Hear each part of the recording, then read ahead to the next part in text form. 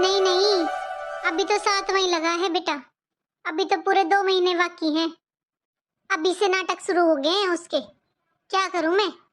Mummy आप क्यों tension ले रहे हो? ज्यादा नाटक कर रही है ना तो अपने मायके भेज दो, वहीं करवा लेगी अपनी डिलीवरी।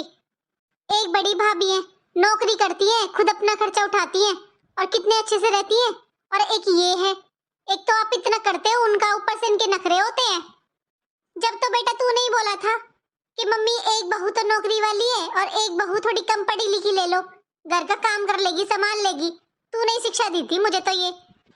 वरना मेरे छोटे बेटे के लिए भी नौकरी वाली बहू के रिश्ते आ रहे थे। मैं तो नौकरी वाली बहू लेती तो घर में 2 पैसे तो आते। मम्मी मैंने तो ये सोचा था गांव की है, कम पढ़ी लिखी है तो घर संभाल लेगी। मुझे क्या पता था ये भी नखरे करेगी। और आप क्यों चिंता कर रहे हो? ज्यादा नखरे कर रही है ना तो भेज दो अपने मायके।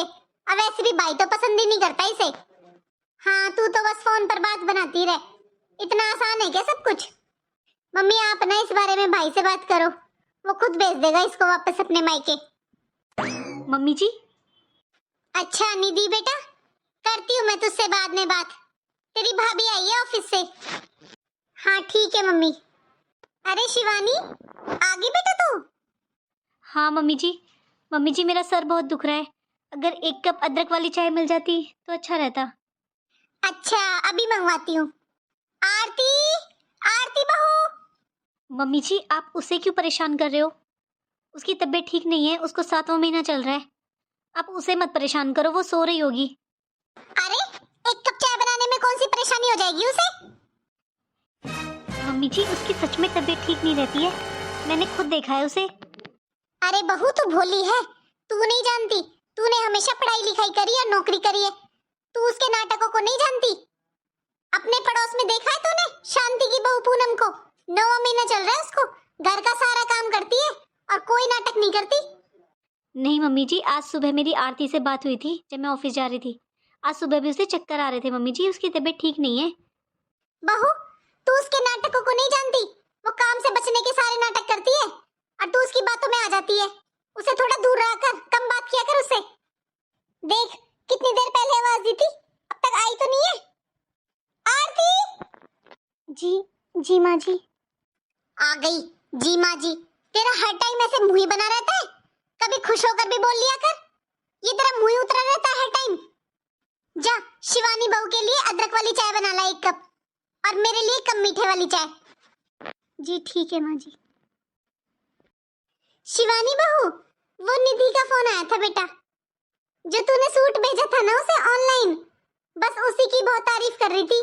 बोल रही थी तेरे पास फोन भी किया था आज उसने दिन में, शायद तू बिजी होगी इसलिए तूने फोन नहीं उठाया होगा। बहुत पसंद आया है उसे वो सूट। हाँ मम्मी जी, सूट तो पसंद आना ही था, पूरे 2000 रुपए का है।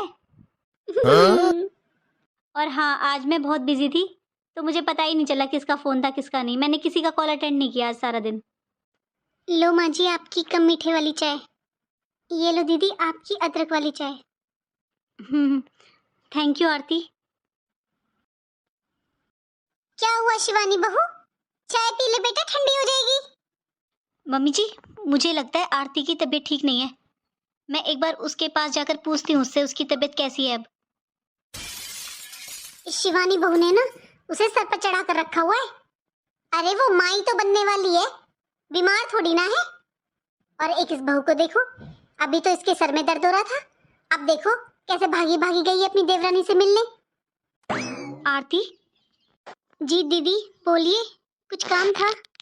नहीं आरती, आरती तुम सुबह कह रही थी कि तुम्हें चक्कर आ रहे हैं, तुम्हारी तबीयत ठीक नहीं है, अब कैसी तबीयत है तुम्हारी? नहीं दीदी, तबीयत तो कुछ खास ठीक नहीं है, लेकिन हाँ सुबह से ठीक है, बस चक्कर नहीं आ रहे हैं, लेकिन अभी भी कुछ अच्छा नहीं लग रहा है।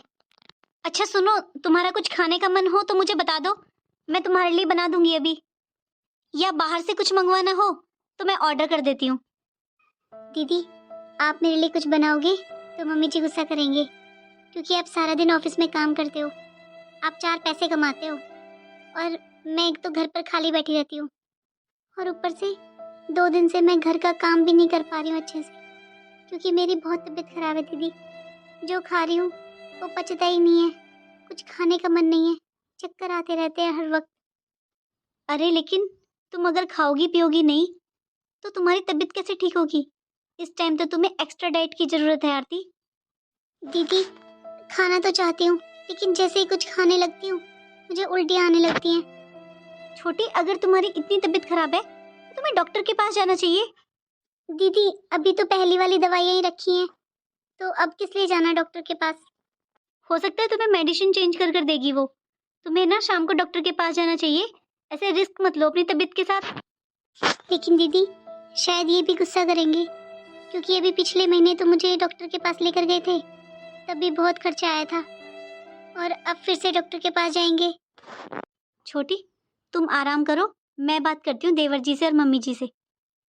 ठीक है दीदी। भाभी आपने बुलाया, कुछ काम था क्या? भैया, आरती की बहुत ज्यादा तबीयत खराब है, आप उसे डॉक्टर के पास ले जाओ। भैया 2 दिन से इसने कुछ खाया पिया भी नहीं है अच्छे से।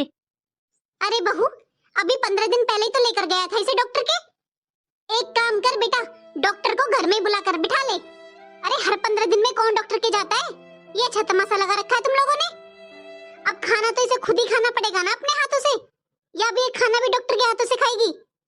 अरे इसे ना तो अपनी परवाह है ना इस बच्चे की। अरे अपनी परवाह करे ना करे, बच्चे की परवाह तो करे ना। हाँ भाभी, मम्मी ठीक कह रही हैं। आरती, रोज 15 दिन में तुम डॉक्टर के पास जाती हो, पता अब ये कितना खर्चा आता है? अरे खाना पीना तो तुम्हें खुद ही पड़ेगा ना। और नहीं तो क्या। अरे ये डॉक्टर की दवाई गोली खा खा कर ना बच्चा बहुत मोटा हो जाता है फिर पेट में, फिर नॉर्मल डिलीवरी के कोई चांस नहीं रहते हैं, फिर कट पिट कर पड़ी रहना। हाँ आरती, वैसे तो तुम बिल्कुल ठीक हो।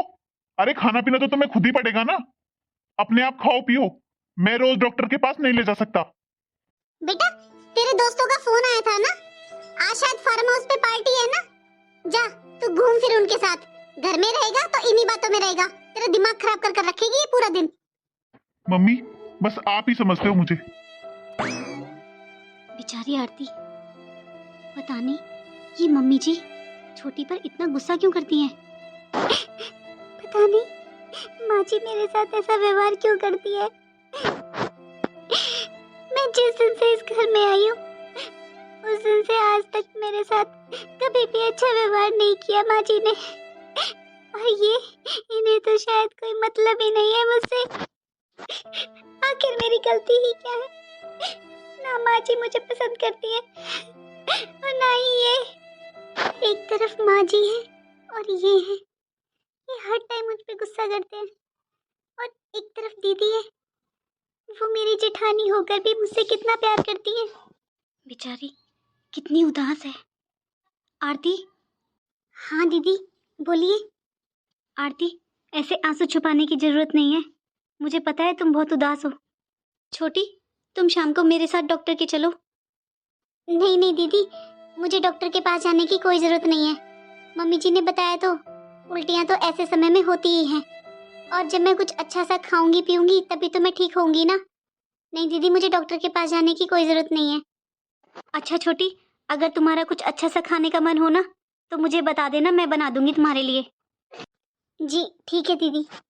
अच्छा अब तुम आराम कर लो। अरे नहीं नहीं दीदी, वो आज मैंने मशीन नहीं लगाई।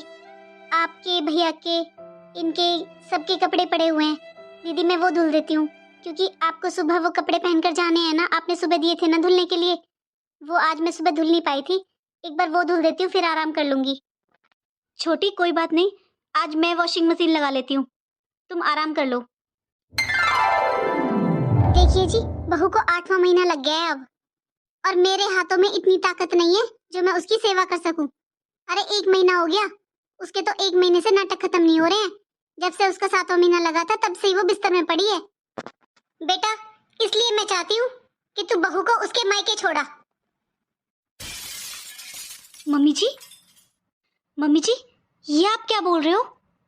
मम्मी जी, हम आरती को उसके मायके क्यों छोड़कर आए?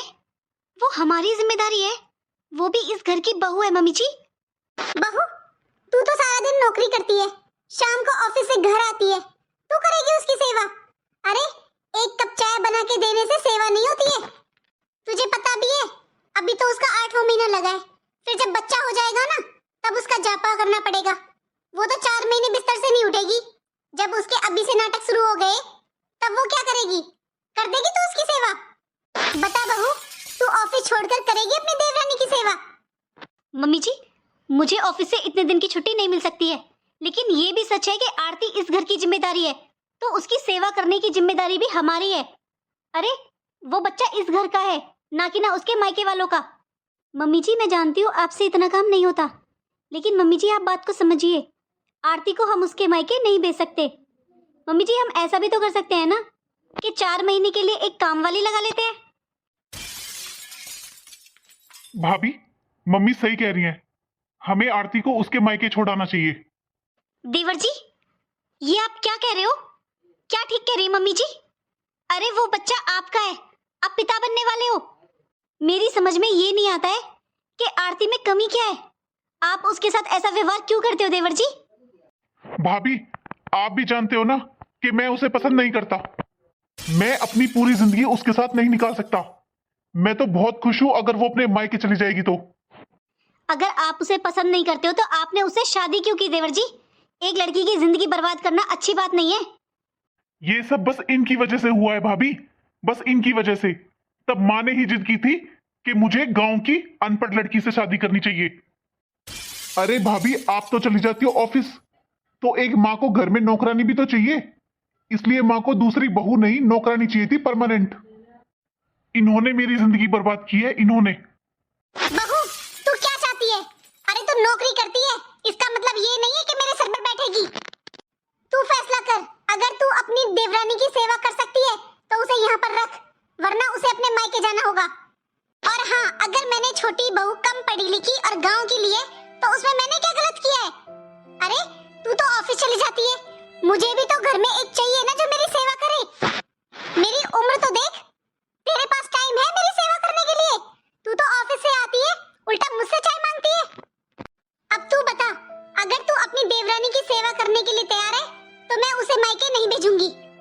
मम्मी जी, ये भी सच है कि मुझे ऑफिस से इतना टाइम नहीं मिलता कि मैं आरती की सेवा कर सकूं, लेकिन मैं सच में दिल से ये भी नहीं चाहती हूँ कि आरती अपने मायके जाए। ये उसकी ससुराल है मम्मी जी। लेकिन मम्मी जी, मेरे पास एक आइडिया है। मम्मी जी, आप आरती की मम्मी को या बहन को यहाँ पर ही बुला लीजिए। इससे आरती की देखभाल भी हो जाएगी और वो अपनी ससुराल में भी रहेगी। शांति जी, मुझे लगता है बहू ठीक कह रही है। डिलीवरी के टाइम पर हम आरती की मम्मी को या बहन को यहाँ पर ही बुला लेंगे। तुम लोगों को मेरी बात समझ में क्यों नहीं आ रही है? अरे डिलीवरी के बाद बहुत सेवा करनी पड़ती है, और उसके मायके से किसी को बुलाएंगे तो यहाँ पर खर्च नहीं बढ़ेगा क्या? और मुझे नहीं लगता कि इसकी नॉर्मल डिलीवरी होगी, इसकी सिजेरियन से डिलीवरी होगी। पता है सिजेरियन में कितना खर्चा लगता है? एक तो उसका खर्चा ऑपरेशन का, ऊपर से उसकी माँ बहन यहाँ पर आ जाएंगी, लाखों का खर्चा आएगा बहू। इसलिए तुम सब मेरी बात मानो और उसे अपने मायके जाने दो। मैं आज ही उसके मायके फोन करूंगी और उसकी माँ को बोलूंगी कि वो आकर अपनी बेटी को ले जाए। बच्चा होने के 1 महीने बाद हम उसको ले आएंगे। मम्मी जी, मैं अब भी आपकी बात से सहमत नहीं हूँ। आपको जो कहना है कहिए, लेकिन आप बहुत गलत कर रहे हैं। बहू, तुझे कुछ करना नहीं पड़ रहा है ना, इसलिए तुझे बात बनानी आ रही है। कुछ करेगी ना तब पता चलेगा। मैं जो कर रही हूँ सोच समझ कर रही हूँ। माँ, आप फोन कीजिए इसके मायके और इसे भेजिए, ताकि मैं भी यहाँ पर सुकून से रह सकूं। बुरा मत माना देवर जी, जब वो आपको इतनी ही नापसंद है तो ये बच्चा किस लिए? आपको मैंने हमेशा अपने भाई की तरह माना है देवर जी, लेकिन मुझे यकीन नहीं होता कि आप वही विशाल भैया हैं। मम्मी जी, पापा जी, जैसा आपको सही लगे वैसा कीजिए। देखा आपने कितनी जवान चलती है इसकी। अरे अगर ये नौकरी ना करती ना तो सबसे पहले इसे इसके मायके भेजती। आज आशु को ऑफिस से आने दो, उसे बताती है इसकी करतूत। इसने तो मेरा जीना दुश्वार कर दिया है। शांति जी, आपको जैसा सही लगता है वैसा कीजिए। अरे इन बहुओं को क्या पता ये कल की बहुएं हैं। मुझे यहाँ पर पूरा विश्वास है। इतनी उम्र हो गई है आपको घर चलाते चलाते, आपकी वजह से ये घर बसा हुआ है। मुझे तो अभी भी यकीन नहीं हो रहा है ये मेरा परिवार है। मैं आज तक बस यही सोचती थी कि मम्मी जी और ये गुस्सा करते हैं, लेकिन और ये मुझे पसंद ही नहीं करते, मेरे साथ रहना भी नहीं चाहते। इससे अच्छा है मैं अपने मायके ही चली जाती हूँ। लेकिन अगर भाभी को पसंद नहीं आया मेरा वहां पर भी रहना, तब फिर मैं कहाँ जाऊंगी? आरती, आरती, मम्मी कह रही है कि डिलीवरी तक तुम्हें अपने मायके रहना होगा। मुझे लगता है मम्मी का ये फैसला बिल्कुल ठीक है। तुम अपने मायके में रहोगी तो तुम्हारी अच्छे से देखभाल हो पाएगी। आप क्या चाहते हैं जी? ये बच्चा आपका है तो फैसला आपका होना चाहिए ना। मुझे लगता है कि ये फैसला माँ जी का नहीं, आपका होना चाहिए। ये ले, आइंदा अगर मेरी माँ के बारे में कुछ बोला ना तो तुझे हमेशा हमेशा के लिए तेरे घर छोड़ आऊंगा। जल्दी अपना बैग पैक कर और बाहर गाड़ी में बैठ, मैं तुझे अभी छोड़ कर आऊंगा। अब नहीं रहूंगी मैं यहाँ पर, अब कभी नहीं आऊंगी मैं यहाँ पर। आरती, दामाद जी, बैठो दामाद जी। मम्मी जी, रात बहुत हो रही है, मुझे घर वापस जाना होगा। ऐसे कैसे दामाद जी? चाय पानी कुछ तो लीजिए, रात बहुत हो रही है। रात को यहीं पर रुक जाइए, सुबह निकल जाना आप। नहीं, मुझे बहुत जरूरी काम है, मैं अभी निकलता हूँ। चाय पानी फिर कभी। जी नमस्ते। आरती? हाँ माँ। आरती, सब ठीक है ना बेटा? कैसे हो दीदी? भाभी, वो मैं इस बार बहुत दिनों के लिए आई हूँ। आपको कोई परेशानी तो नहीं है ना मेरे यहाँ पर रहने से? कैसी बातें कर रही है बेटा तू? ये तेरा घर है। नहीं माँ, अब ये भाभी का घर है। और माँ, मेरी ससुराल से फोन आया होगा ना आपके पास? मैं डिलीवरी तक यहीं पर रहूंगी और उसके बाद भी पता नहीं कब लेने आएंगे वो लोग मुझे। बेटा आया था तुम्हारी ससुराल से फोन समधन जी का। उन्होंने बताया बेटा मुझे कि उनके घुटनों में कितनी तकलीफ होती है और तेरी जेठानी ऑफिस चली जाती है। तेरी ननद है, उसे भी अभी टाइम नहीं लग रहा है आने का। तो बेटा कौन करेगा वहां पर तेरी सेवा? और तुझे डॉक्टर ने बेड रेस्ट बोला है, तो बेटा यहाँ पर रहना अपने घर में, मैं करूंगी तेरी सेवा। इसमें तुझे इतना सोचने वाली क्या बात है? भाभी, आपको मेरे यहाँ रहने से कोई दिक्कत तो नहीं है? आपने बताया नहीं मुझे। दीदी, मुझे तो अभी भी यकीन नहीं हो रहा है कि आप मुझसे कैसा सवाल कर रहे हो। ये आपका घर है दीदी। शादी होने के बाद क्या बेटी का अपने मायके पर कोई अधिकार नहीं रह जाता है? दीदी, आपका 8वां महीना चल रहा है तो आप इतना मत सोचिए, आप खुश रहिए ना। चलिए आप अपने रूम में आराम कीजिए। पता नहीं बहू, आरती कैसी बहकी बहकी सी बातें कर रही है। मुझे बहुत अजीब सा लग रहा है बेटा, इस बार बहुत बदली बदली नजर आ रही है वो। माँ जी, दीदी के कान पर चोट का निशान है। क्या? कैसे कैसे लगी उसे? मुझे कुछ सही नहीं लग रहा है माँ जी। मुझे लगता है दीदी हमसे कुछ छुपा रही हैं। वो हमें बताना नहीं चाहती हैं उनके साथ क्या हुआ है। ये शुरू से ही ऐसी है बेटा, ये कभी भी अपनी तकलीफ किसी को नहीं बताती है। बस थोड़ा पढ़ने लिखने में कमजोर थी, बाकी मेरी बेटी में किसी चीज की कोई कमी नहीं है। सर्वगुण संपन्न है मेरी बेटी। बहू, मैं बात करती हूँ अपनी बेटी से, मैं पूछती हूँ क्या हुआ है उसके साथ।